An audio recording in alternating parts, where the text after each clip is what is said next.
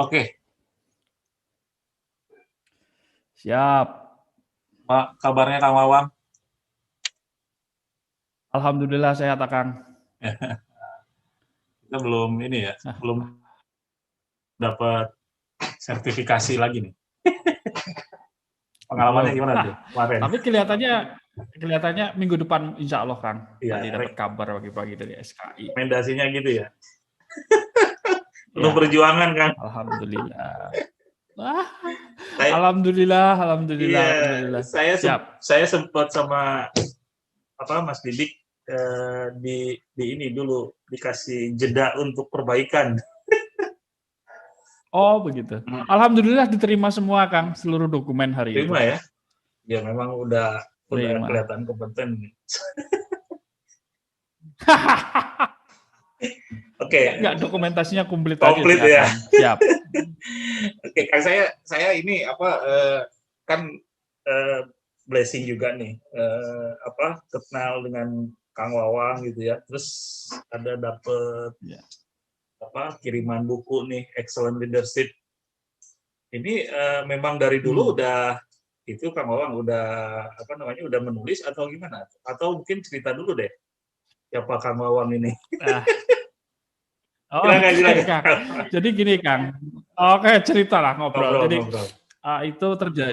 itu terjadi tahun 2006, 2008 lah. 2006, 2008 saya lupa tepatnya, tetapi ketika itu saya ikut programnya Stephen Covey, Kang, Hmm, yang judulnya adalah 8 kebiasaan. Ya, 8 kebiasaan. Kan ada 7 kebiasaan, nah ini yang 8 oke. kebiasaan. Ketika itu saya masih ingat kalau nggak salah tempatnya di Senayan deh. Oh, Nah, dari situ saya berpikir bahwa saya harus meninggalkan sesuatu buat anak saya, hmm, cucu saya lah. legacy. Karena menulis buku itu katanya is legendary, Oke. is become 100 years gitu lah ya. Nah, 100 years. Kemudian 2006-an itu saya kerja di Heinz ABC dan aktif di continuous improvement Oh, dan banyak dapat ilmu. Itulah pematik pertama. hmm. Kemudian pindah ke Pressman Cable di Cikampek. Saya menulis buku tahun 2009-2010 dan kebetulan lagi berkah Gusti Allah blessing juga dapat ketemu sama orang Gramedia. Oh, Kemudian lahirlah buku yang pertama. Buku yang pertama ini, waduh ini buku pertama ini. wow. Ini Keren buku juga. pertama. 2010 Oh, terbit. 2010. 2010 terbit. 2010 dan hasilnya lumayan. Akhirnya 2010 akhir aku buat PT, Kang. Hmm, Aku buat PT. hmm. PT namanya Mitra Prima Produktivitas. Nah, PT itu bergerak dalam konsultan produktivitas. Hmm. Lalu saya vakum kira-kira berapa ya? Kira-kira ada 3 tahun kali nggak Oh nulis. gitu. Mm-mm. Kenapa tuh? Atau ya biasalah. Masalah semangat. Ini otak ini panasnya bukan main, tapi within 5 second atau 20 second itu bisa berbalik karena sesuatu. Jadi harus ke ini Ya dulu karena ya. ngelayanin buku itu, kemudian akhirnya nulis buku kedua, judulnya Berhasil, dan itu adalah 100% charity. Jadi daripada saya nyetak buku, investasi gitu ya, Hmm, hmm. kemudian duitnya juga segitu-gitunya doang gitu. Akhirnya siapapun pembeli buku kedua yang judulnya Berhasil, yang versi hard copy buku Berhasil mana ya? Oh ini versi Berhasil ini Hmm. itu daripada saya nyumbang hanya dengan duit saya, mendingan nyumbang dengan duitnya kawan-kawan. Jadi Oh, 100% buku hard copy ini itu diberikan ke panti asuhan balita, Kang, ketika itu. oh Di Cipayung. di Cipayung. Cipayung, 100% hasil penjualan. Ini bukan royalti atau bukan keuntungannya, tapi seluruh hasil penjualan buku ini lumayan ketika itu tahun 2010-an 2012-an ya nggak salah apa ya, lupa saya. Nice ya. Terus kemudian disumbangkan ke sana. Hmm. Lalu buku ketiga lahir, buku keempat lahir, buku kelima berhenti lagi itu, Kang, biasa manusiawi. Nah, buku kelima itu judulnya ini yang ini buku kelima. Buku kelima cukup lumayan tebel. Ini kalau beberapa orang bilang adalah Kalau mau jadi factory manager, operation manager, bahkan sampai direktur operation harus baca wajib buku ini. Kalau dia berkecimpung di supply chain dan manufacturing, harus baca buku ini. Karena isinya memang bimbingan mereka untuk menguasai. Kalau mau jadi KGPP gitu kan, tahu KGPP tahu nggak kan? Apa itu? Kanjeng Gusti penguasa pabrik harus baca buku ini. Ya. Oh gitu. Kalau pengen dapat sinuwun KGPP Sinuwun, harus baca buku ini. Nah itu kurang lebih. Itu buku kelima. Lalu buku ke-6, buku ke-7, buku ke-8, buku ke-9, buku ke-10, saya ingin membuktikan bahwa saya benar-benar pantas disebut orang produktif kan. Jadi within 3 month dalam 3 sampai 4 bulan ya. Karena ketika itu November akhir ya, Desember, Januari, Februari, Maret, April ya. Hari ini saya bikin 5 buku sekaligus dalam 5 bulan, dalam 4-5 bulan ini. Termasuk yang ini, yang termasuk yang ini. Jadi 2 buku, maaf ya, sebentar. Harus ambil.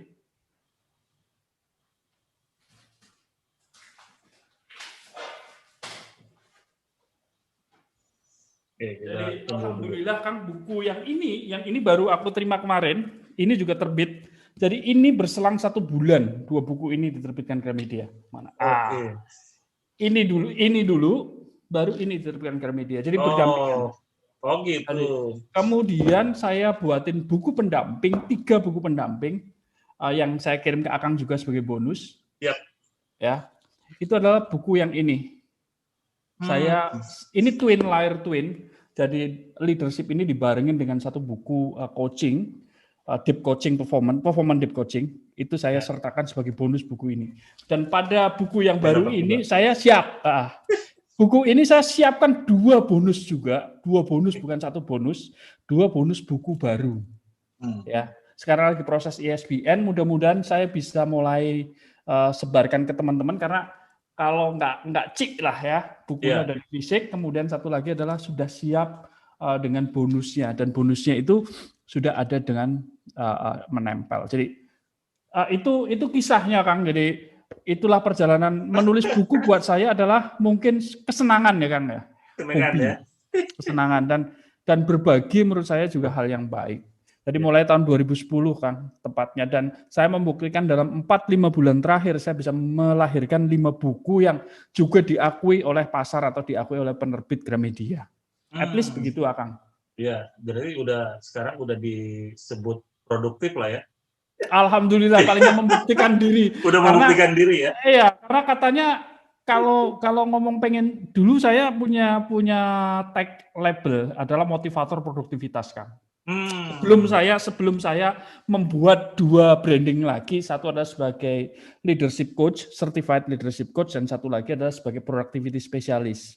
Karena kenapa Kang? Karena terakhir-terakhir ini katanya motivator itu sudah nggak perlu lagi gitu. Jadi terpaksa memensiunkan diri sebagai motivator produktivitas, tetapi saya membuktikan bahwa saya pun produktif dalam menulis. At least saya membuktikan stretching saya mampu gitu loh. Ya, Kang, soalnya kan kata produktif itu sekarang kan sensitif nih Kang ya, dengan kondisi sekarang kan. Nah, misalnya ada orang yang dulunya katakanlah misalnya sebelum COVID sangat produktif, setelah COVID tidak produktif, malah ada yang sebaliknya kan. Jadi ada yang dulu tidak produktif, ternyata setelah COVID blessing jadi produktif tuh kan, karena sering di rumah merenung gitu, jadi memikirkan sesuatu yang positif jadi produktif. termasuk kita kan nyari-nyari sertifikasi. Saya juga. Karena bayangin Kang, dulu itu kalau misalkan saya ngisi di Surabaya paling enggak udah 3 hari itu hilang Kang. Tidaknya begitu. Nah sekarang ini kan kita paling on begini ya, kita siapin 2 jam atau 3 jam sebelumnya. Kita punya waktu untuk ngebut menulis. Dan buku ke-11-12 sudah ready artinya sudah ngantri. Siap lagi untuk 12-13 malah 3 buku udah ready, artinya ready itu siap lah untuk mudah-mudahan sampai dengan akhir tahun ini. Jadi saya punya plan goal kecil-kecilan lah. Yaitu tahun 2021 saya harus bisa menulis 10 buku. Insya Allah ya. Iya. Kalau kecapainya cuma 5 ya alhamdulillah. Tapi 5 udah kelewatan. Yang penting kita ada goals-nya dulu kan. Kang, thank you nih bisa diajak ngobrol nih. Jadi buat teman-teman kita panggilan-panggilan Akang ini karena ketemunya pas di itu ya, di sertifikasi yang Tapi kebetulan enggak kan, saya sendiri kalau di dalam, jadi saya ada banyak, ada banyak produk kami, Kang. Nah, jadi kalau kami di produk outbound, memang nyebutnya Kang Aweng saya, namanya oh Kang gitu. Aweng. Nah, Kang Oke. Aweng atau Awang, Kang Aweng atau Kang Awang, tergantung lah lidahnya lidah mana. Tapi kalau biasanya ada orang nyebut Pak Wang gitu, karena pengen duitnya banyak, jadi Pak Wang gitu. Jadi, ya saya benar, saya suka uang, walaupun saya tidak mencari dalam artian apa mata duitan bukan, tetapi uang buat saya juga penting. Nah, lebih penting lagi andai kata kita punya uang, kita bisa banyak memberdayakan banyak hal yang kita bisa lakukan dengan uang. Jadi berdampak ya kan? Berdampak. Influence ya. Saya nggak nyari duit, tapi saya perlu uang. Betul. Uang itu nomor 5 kan? Iya. Nomor 6. Nomor 6, Kang. Iya, karena 1 sampai 5 Pancasila, betul. Iya. Ada yang bilang nomor 11. Gitu. Ada yang bilang 16 juga, tergantung rukun Islam, rukun iman, Pancasila. Nah, itu bisa digabung-gabung ya. Gabung-gabung ya. Oke. Kan saya tertarik yang ini nih, bukunya kebetulan kan memang baru dapat 1 dan kita ada PR nih berarti bagi saya untuk cari buku yang lebih lengkap ya.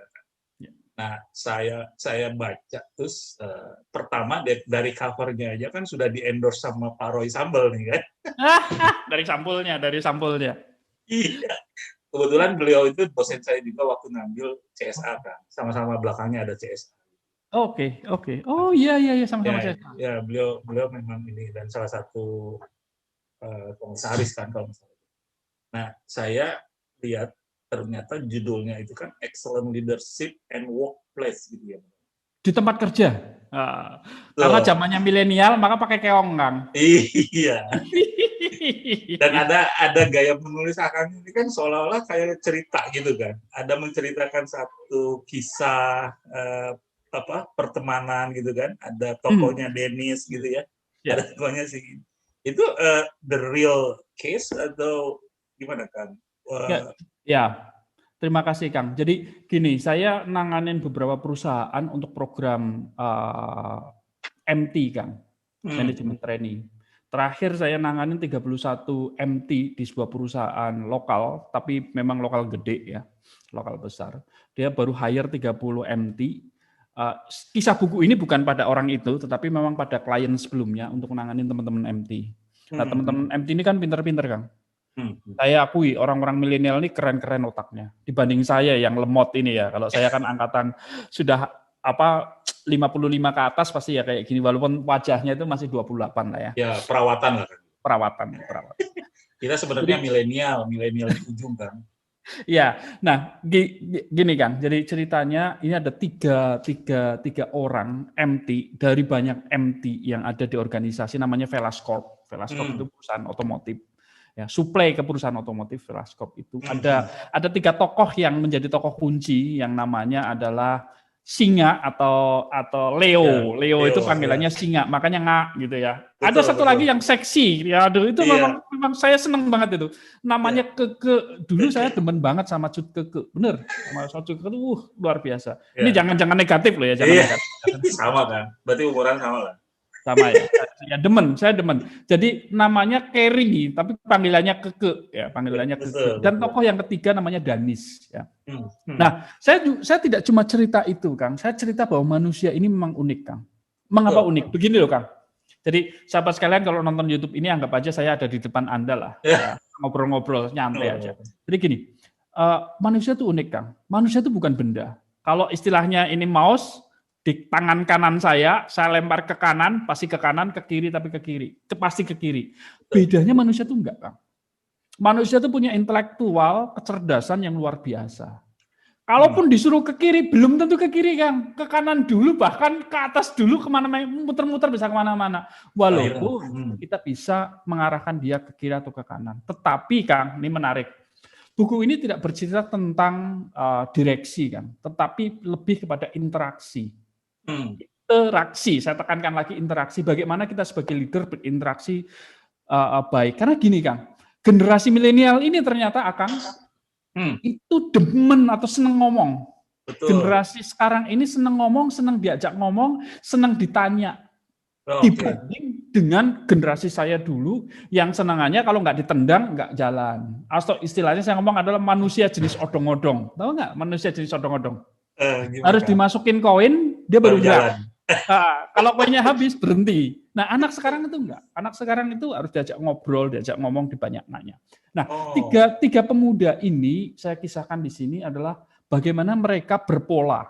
Bagaimana mereka berpola dan saya cerita tentang 8 pola besar dan 21 pattern human behavior. Saya ceritakan di sini dan kemudian motivasi juga unik nih Kang.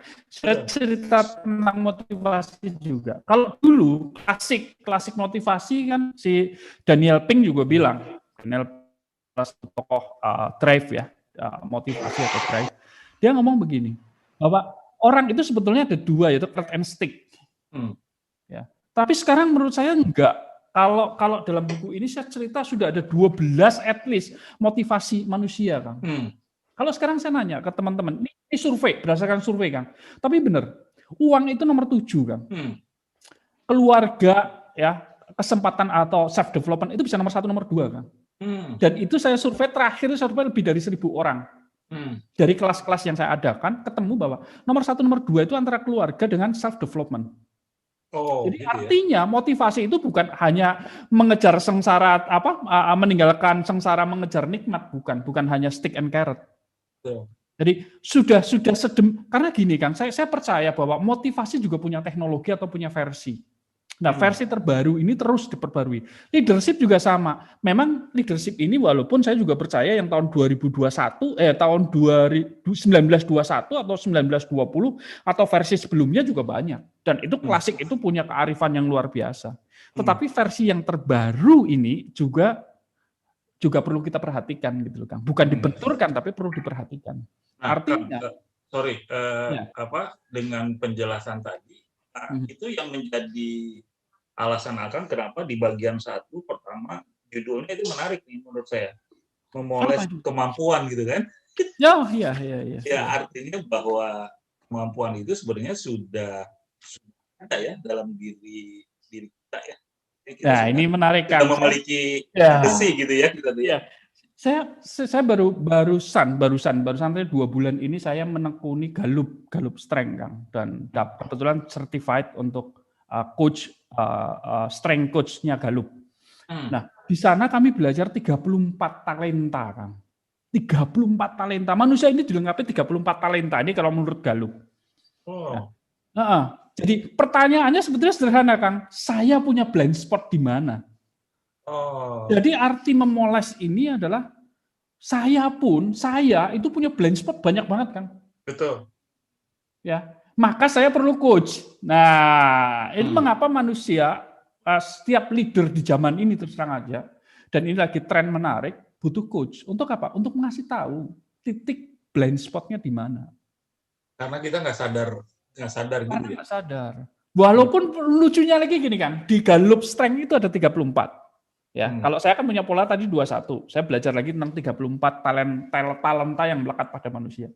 Nah, di Gallup ini ada 5 strength atau talenta kita sehingga membuat kita sampai ke hari ini. Kalau Akang ini ya punya talenta dan membuat Akang sekarang menjadi lebih tinggi dibanding KGPP. Kalau tadi kan KGPP Kanjeng Gusti penguasa pabrik. Kalau Bapak itu Kanjeng Gusti penguasa perusahaan, gitu loh ya.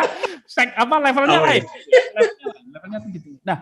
Nah, biasanya didorong oleh 5 strength atau 5 talenta. Tetapi 5 talenta ini juga menarik, Kang. Ternyata nih, Kang, contoh misalkan Akang itu seorang aktivator gitu. Jadi senangannya adalah gerakin orang gitu. Ayo jalan. Aktivatornya luar biasa. Rusuh lah ya. Kesel juga loh, Kang. Bikin orang kesel juga loh, Kang. Betul. Karena lagi ngantuk-ngantuk digebrak-gebrak mejanya gitu kan. Iya. Kalau Akang masuk lift gitu, tombolnya dipencet nggak nyala-nyala, itu liftnya yang dibanting Kang. Itu tipe aktivator yang kuat. Yang kuat. Achiever yang kuat juga sama Kang. Achiever yang kuat bisa 4 hari 4 malam nggak tidur Kang, atau 3 hari 3 malam nggak makan. Dia kerja itu ketika talenta aktivatornya nyala. Nah, di sisi itu orang itu punya Makanya di sini judul yang pertama adalah memoles kemampuan. Karena apa? Kita mampu, kita punya potensi, Kang. Kita punya potensi. Hanya permasalahannya adalah di titik mana sebetulnya kita punya blind spot. Kayak tadi saya cerita, aktivatornya atau achiever-nya luar biasa. Blind spot-nya adalah dia kadang-kadang nggak paham kalau ada orang yang males. Kita kurang empati gitu loh, Kang. Betul. Padahal di zaman ini yang diperlukan, kalau Simon Sinek bilang, adalah empati yang paling penting. Jadi ketika kita berinteraksi, leadership interaction ya adalah bicara tentang bagaimana saya memahami Akang dibanding dengan saya maunya begini, Kang, gitu loh, Kang. Ini bukannya itu ya, Kang? Sorry. Yes. Bukannya dua hal itu kan dibutuhkan dalam situasi juga yang berbeda, kan? Kadang-kadang kita membutuhkan situasi yang ini benar, Kang. Saya sepakat banget, Kang. Itu hanya alasan bahwa ego saya itu lebih tinggi dibanding Akang. Full stop tuh, Kang. Saya bilang gini, karena apa? Karena kepentingan saya ingin tercapai. Akang nggak bergerak sesuai dengan keinginan aku. Kalau yang terjadi, egoku naik. Maka aku perintahkan, Kang, ayo jalan gitu loh, kesana gitu. Padahal kalau saya sebagai leader yang arif, leader yang interaktif, leader yang empati, saya tanya, Kang, kita mau kemana nih, Kang, siang ini? Ya, kita mau ke sana. Oh, ke sana. Kalau kita mau ke sana, Akang ke sana juga enggak? Ya, ke sana. Oh, oke. Kalau ke sana harus dengan apa ya, Kang? Karena polanya udah beda, Kang.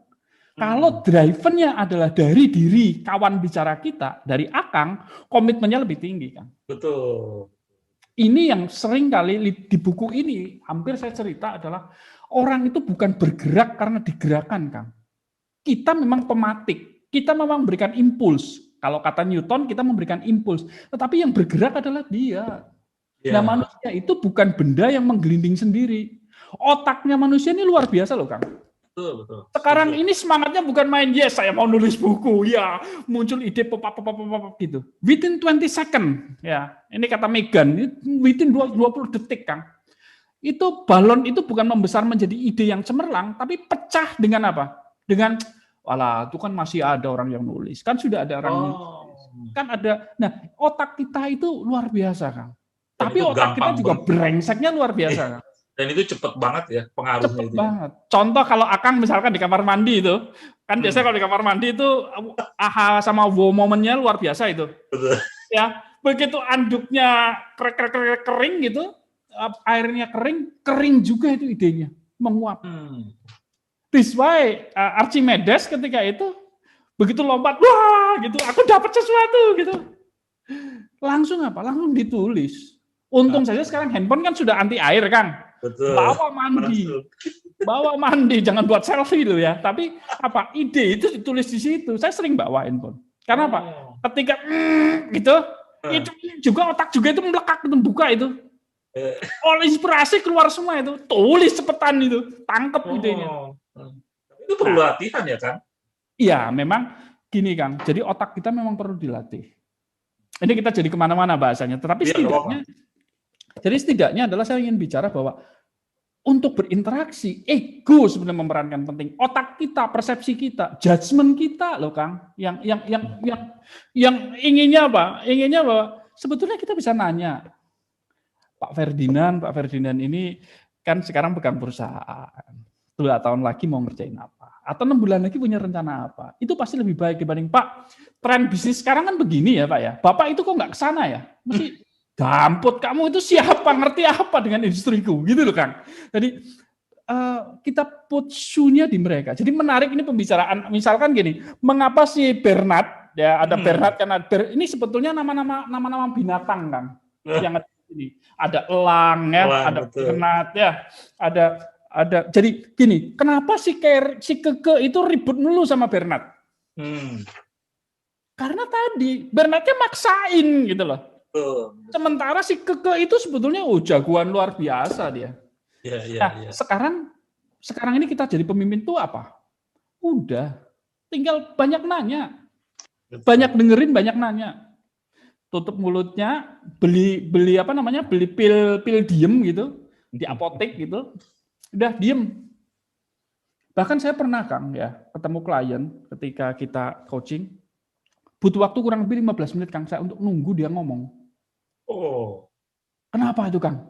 Karena manusia ini kan polanya macam-macam nih Kang. betul. Begitu ditanya, misalkan saya ditanya oleh Akang Ferdinand, ditanya, pertanyaan itu kan bunyi masuk ke telinga saya Kang. Hmm, Nah itu ada di pola kan. Bunyi ya. itu kan harus diterjemahkan menjadi gambar visual kan. Hmm, Kemudian dirasakan kan. Nah hmm, ketika membuat gambar dari voice menjadi visual, menjadi feeling, itu kan butuh proses. ya, ya, Saya ketemu CFO itu di buku yang ke-8 ya Kang ya, yang merah ya. itu yang sebagai Hmm, bonus. Itu saya tulis buku ke-7, buku ke-7 itu yang bonus itu yang merah, itu saya ya. tulis. Saya pernah ketemu CFO. CFO ini luar biasa Kang. Hmm, Prestasinya juga jempolan lah. Tetapi apa yang terjadi tahun ketiga dia dipecat Kang. hmm, Kenapa? Karena dia sudah mulai mengganggu ekosistem yang ada. Walaupun prestasi tahun pertama, tahun kedua itu kerennya bukan main. hmm, hmm. Lalu ketika di sesi coaching dia blind spotnya banyak banget. Orang 2 sesi itu dia masih cerita kehebatan dia kok. Ya nggak apa-apa lah. Sesi ketiga saya bilang, Pak kalau gini terus kita nggak akan kemana-mana. Saya boleh nanya nggak? Terakhir saya dalam sesi itu saya cukup udah mulai kesel nih. Karena kalau nggak ya sesi 3 gagal ya udah saya tinggalin gitu kan. Hmm. Di tengah sesi ketiga saya tanya, Pak apakah Bapak CFO ini akan mempergunakan apa belief Bapak kepada permasalahan berikutnya? Hmm. Jadi kalau Bapak yakini bahwa yang itu adalah benar, apakah Bapak akan terapkan pada tantangan berikutnya? Dia diem kan, lebih 15 menit, tak tungguin aja. Dia berdiri, kiri kanan jalan dia. Dia mikir, nggak jadi lagi. Nggak jadi. Akhirnya dia duduk, kemudian dia ngomong sama lagi, enggak Pak. Enggak itu maksudnya apa saya tanya? Maksudnya ya terpaksa saya harus meninggalkan belief saya yang lama dan saya harus menggantinya. Hmm. Bahwa manusia itu bukan angka. Hmm. Manusia itu bukan hanya goal. Jadi manusia itu juga ada empati. Jadi Hmm. kalau goalnya udah kecapek, jangan jadi rambut terus gitu loh Kang. Hmm. Kondisinya tuh bukan perang terus gitu loh Kang. Kalau dulu waktu CFO ini di hire, memang kondisinya perusahaannya lagi nyelam gitu loh Kang. Tapi Hmm. kan naik, rise up gitu loh. Ya. Akhirnya keuntungannya bagus, growth gitu. Dia masih menggunakan pendekatan pressure. Ya anak buahnya stres semua. Ini salah satu contoh gambaran mengapa buku ini pantas untuk Anda baca dan pantas untuk dipraktekkan kan. Betul, betul. Kenapa? Karena ada sisi-sisi manusia yang memang sebenarnya kalau kita mau dengan diam saja, bertanya saja, itu wow dampaknya udah. Karena gini Kang, Gallup sendiri mensurvei Hmm. organisasi-organisasi yang umum nih, yang pada umumnya yang tidak dikelola dengan baik. 2 orang dari 10 itu lagi bocorin organisasi Anda untuk collab bareng gitu agar dia cepat pensiun dan dapat pesangon, Kang. Oh. Itu 2 orang dari 10. Dan Hmm. lebih ngerinya lagi, 5 dari 10, jadi tadi 2 nih 5, Ya. Hmm. benar-benar hanya nunggu gajian, Kang. Ya Hmm. udah, organisasi apa? Halo, halo, udah. Gini, makan Jadi siang, makan malam, jadi dia udah. gerbong aja gitu ya, gerbong aja ya. Udah gerbong aja. Hanya 2 loh, Kang. Sampai 3 orang di organisasi yang engage. Makanya kita bicara tentang engagement. Buku Ya. ini bercerita bagaimana 3MT tadi, si Ya. Singa, si Leo, Hmm. Keke, sama Danis, engage sama organisasi. Walaupun terakhir di kisahnya, si Danis akhirnya resign. Hmm. Kenapa? Karena dia kemerdekaannya tinggi, Kang. Ya. Itu di dalam pattern itu kan, karena dia di coach oleh Coach Wayan, salah satu cerita tentang Coach Wayan, coach bisnis, ya Betul. menarik. Di sana juga Akang akan belajar tentang Pak Ruby. Pak Ruby itu mentor yang baik gitu. Ya. Saya masih yang bab 1 dulu nih. Oh, bab 1. Oke, Jadi oke. biar nyambung nih. Nyambung. Biar Jadi lama nih. Dan jadi biar ada jadi sharing ya, ngobrol apa. Karena ya. saya tertariknya gini, modelnya Kang punya apa dikisahkan satu cerita gitu ya. Kemudian ada teorinya kan. Misalnya kayak di bab 1 ini kan Johari Windows ya. Ya, Ya kan ada empat jendela lah ya. 4 jendela.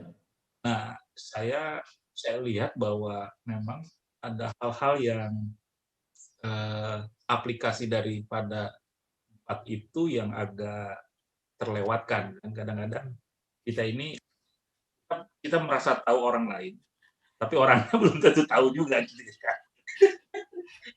Itu kan biasanya kan juga ada 4 hal itu kan. Jadi kadang-kadang mereka juga harus tahu kita. Mereka kadang kita juga belum tahu kemana gitu kan.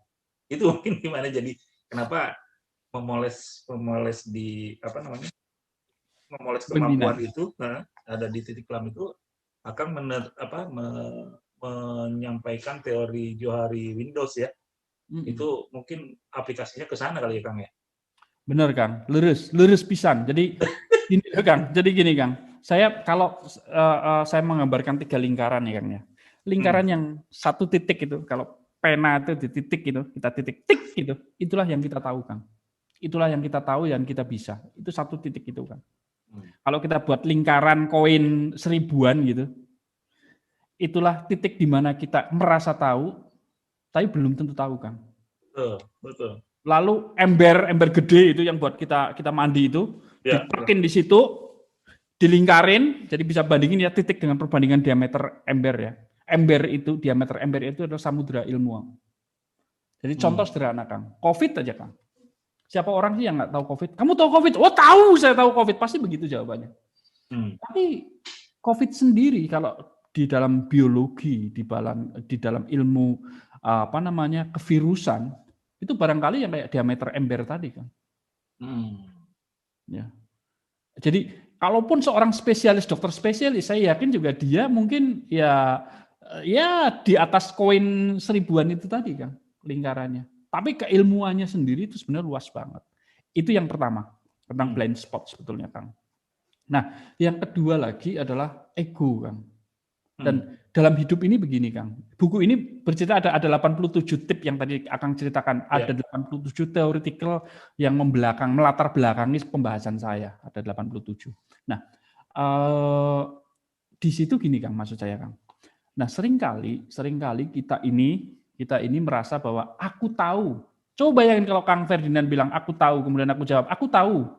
Kang Ferdinand ngomong, di Bandung itu saya tahu loh, ada tempat ngopi yang paling enak. Kemudian saya timbalin. Saya juga tahu, Kang, saya juga sering ke situ. Itu nggak jadi diskusi, Kang.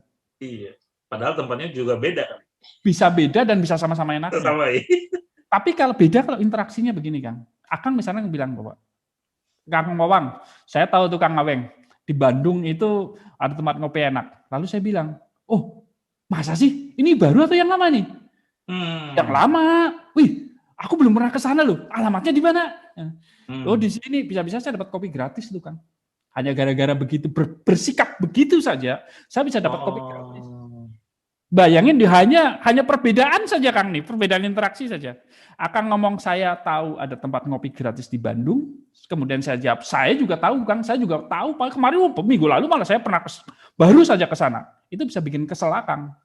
Tapi hanya dengan saya bibirnya agak lemes-lemes dikit gitu, agak basah-basah dikit gitu, hanya ngomong, oh itu yang baru apa yang lama Kang? Oh konsepnya gimana itu Kang? Oh itu konsepnya tua, gini-gini, menarik Kang. Aduh, minggu depan saya ke sana. Wis, udah ke situ deh, aku gratisin mesti gitu Kang. Itu hanya karena bibir kita dirubah dikit Kang, intonasinya. Betul. Ini menarik, kenapa Kang? Pengetahuan itu sebetulnya bukan masalah duit 100.000 ditukerin dengan 10.000-an. Kalau Akang punya duit 100.000 kemudian minta saya ditukerin 100.000-an, dapat puluhan ribu berapa? 10. Tapi kalau Akang tadi saya hanya Akang cerita tentang ngopi kemudian saya sambut dengan tempatnya keren ya Kang ya. Waduh, itu ada kopi apa aja Kang di sana Kang? Kemudian menjadi dialog. Itu barangkali menjadi bukan hanya 10 dapatnya 100.000 tadi Kang. Karena satu ide ditambah satu ide itu bukan 2 ide Kang. Saya dapat 2 ide, Akang dapat 2 ide, 4 ide, kita kembangkan lagi menjadi 10-15 ide barangkali Kang. Hanya karena, oh gitu ya, oh keren banget itu Kang. Hanya dengan interaksi begitu aja Kang, wah itu berkahnya luar biasa Kang. Silakan. Karena nyaman gitu ya. Karena merasa nyaman ya. Iya. Itu sederhana sekali tentang blind spot tadi kan. Setuju. Iya.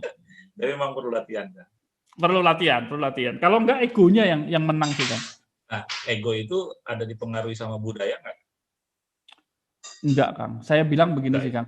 Sebetulnya gini, Kang. Kita Atau tuh too latihan? much excuses sama justifikasi, Kang. Ah, Lebih senang ke situ gitu loh. Ini kan bukan pilihan saya, ini setan nih yang ngajak nih gitu. Jadi kan lu sendiri sebagai manusia yang mutusin, kok bisa setan yang disalahin gitu loh. Kurang lebih gitu loh, Kang. Kasihan juga sih setan ini sih, Kang. kerjanya udah dibuat jadi limpahan orang aja ya. Iya, jadi memang ini udah manusiawi, Kang. Saya bukan karena saya sok hebat, enggak. Saya juga paling senang nyalain orang, Kang. Karena kalau sudah nyalain orang tuh rasanya itu salahnya nggak di saya gitu. Padahal persoalan nggak selesai, Kang. Ya, ya. Apakah menjadi selesai kalau misalkan akan menyalahkan sesuatu kepada si A atau si B gitu? Enggak juga. Ya. Keren. Keren, Kang. Mm-mm. Saya sih makanya kenapa hanya per bab, Kang. Supaya agak lama gitu kita bahas. Nggak apa-apa, ini Berseri gitu kan. banyak bab, nanti kita ngobrol lagi. Betul. Karena itu saya menariknya ternyata pemilihan bab dan ini tuh kayak sistematis. Saya lihat dari sisi buku ini ya. Kalau dari segi pembaca gimana, Kang? Rasanya membaca yang satu bab aja dulu nih, Kang. Ya, pertama Asik. gini, ada mungkin beberapa saya juga nggak terlalu sering baca buku, Kang. Cuman ini karena menarik, ada dorongan karena penulisnya kenal gitu ya. Seolah-olah jadi ada keingintahuan gitu kan. Wah, ternyata saya punya pride juga nih teman nulis gitu kan. Makanya kemudian saya baca, depannya aja udah dikenal juga nih. Itu kan ya mungkin itu kita bicara dari sisi marketing lah ya, gimmick marketing ya, itu juga perlu. Hanya memang kekinian gitu kan, cover gitu. Dan memang nanti lebih kepada teknik penyajian ya.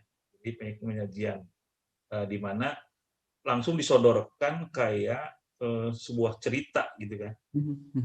Tidak melulu teori dulu gitu. Nah, umumnya kan selalu latar belakangnya teori gitu ya kan ya. Kalau Akang kan kayaknya melihatnya ini menyajikan sesuatu yang dibuat seolah-olah cerita dulu sampai mereka ada kayak ngobrolnya gitu kan. Dan saya pikir, saya baca novel atau baca apa gitu. Ada Didi Kempot gitu ya, Kang ya. Waduh. Ada Didi Ada Kempot gitu ya. ada istilah motivation ya, motivasi ya. Mau kopi fasi dulu warung saya, Kang. Jadi saya punya Warung ya? kopi fasi, mau kopi fasi dulu punya warung ya, karena Covid terpaksa sewanya naik dan lain sebagainya lah. Akhirnya tutup dulu sementara, nanti buka lagi lah. Mau kopi fasi adalah warung kopi penuh motivasi gitu kan. Ya, jadi apa yang terangkai masukin ke sini lah, Kang. Suatu saat insya Allah beroperasi lagi. Ya. Keren. Artinya kan itu the real yang terjadi. Akan tuliskan di dalam satu buku dengan gaya yang kekinian lah ya gitu ya. Sebetulnya. Nah, baru akan masukkan leader said gitu ya. Sama ada teorinya. Jadi si leader seolah-olah memberikan satu kesimpulan atau satu topik bahasan, tapi ada landasannya gitu kan. Nah itu yang menarik sih kalau menurut saya. Artinya penulisnya nggak ujuk-ujuk ngomong sendiri tanpa ada landasan, ternyata ada landasannya kan gitu. Itu sih kan yang di bab 1 yang saya bisa sharing lah gitu. Jadi itu keren. Ini menarik, Kang. Saya bicara lagi, Kang. Manusia itu ternyata punya tujuh hal yang kadangkala memang 7 ini tidak 100% 7 jadi 700% bukan. 7 ini tergantung apa moodinya ya. Orang itu memang nggak senang digurui, Kang. Betul. Jadi dengan bercerita, dengan bercanda, itu adalah cara kita menyampaikan pesan. Dan di zaman ini, zaman now, itu sudah jadi kita masuk ke zaman milenial kan, bukan lagi zaman kolonial. Betul. Jadi pemahaman kolonial yang harus diperbaharui, setidaknya diperbaiki atau disesuaikan lah, diadaptasi dengan teman-teman milenial. Mudah-mudahan dengan cara seperti itu bisa lebih nyampe pesannya, Kang. Betul. Kurang lebih begitu. Betul. Thank you nih, Wawang. Walaupun singkat tapi dapat lah makna.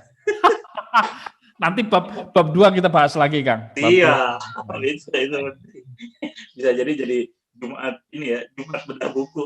Jumat beda buku, bener lah. Kita daripada itu kan, waduh kopi saya sayangnya di belakang Kang, tapi Gitu. saya lagi ngopi, saya demen ngopi. So ngopi sehari bisa 5 sampai 7 gelas. Yang Begini. Kopi Pas itu di mana, Kang? Dulu saya di Bekasi, Kang. Oke. Tapi ya karena Covid begini, situasinya 6 bulan pertama kan memang harus tutup, Kang.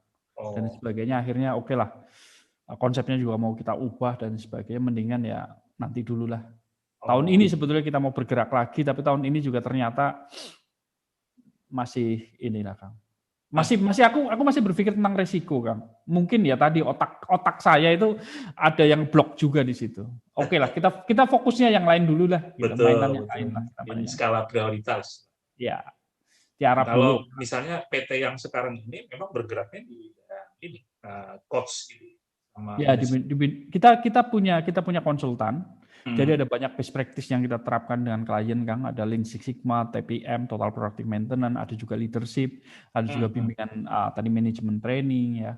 Kemudian ada juga coaching. Jadi aku juga ada kelas namanya ada building culture ya, coaching building culture. Kemudian ada sesi coaching one on one, ada yang group coaching. Jadi tergantung klien lah kita apa. Tapi memang kalau saya lebih banyak adalah kepada real practice, Kang. Jadi saya nggak bicara tentang teoritis. Jadi tadi saya cerita adalah saya nggak ngomong tentang teoritis. Saya ngomong adalah benar-benar itulah kenyataannya bahwa manusia seperti itu. Di tempat kerja pun sama. Ketika kita dekat dengan klien, saya bukan berarti orang pintar gitu kan. Saya benar-benar orang yang banyak salah dan bodohnya setengah mati.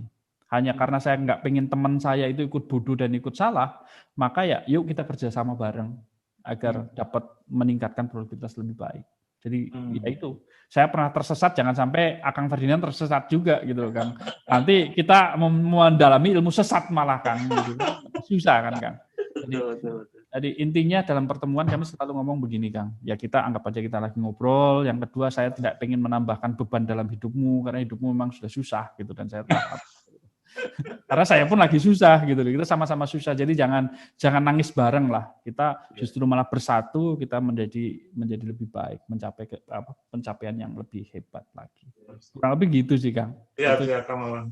Senang banget nih ngobrol singkat dulu.